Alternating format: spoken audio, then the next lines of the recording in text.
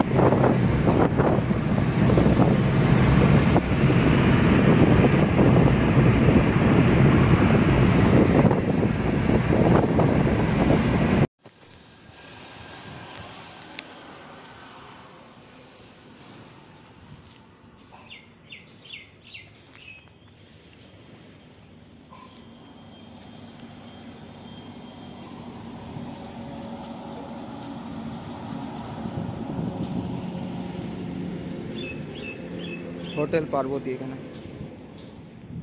এর পাশে হোটেল পার্বতী। এখানে রানাঘাটের পর একটা জায়গায় আমরা দাঁড়িয়েছি, সেখানকার ভিউ বন্ধুরা দেখুন কেমন লাগছে। এখানে কলকাতা টু মায়াপুর যাওয়া হচ্ছে এখন।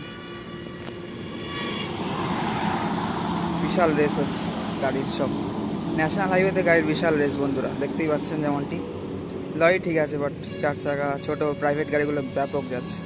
আর রাইডাররা বাইকে বা সুপার বাইকে যাই যাক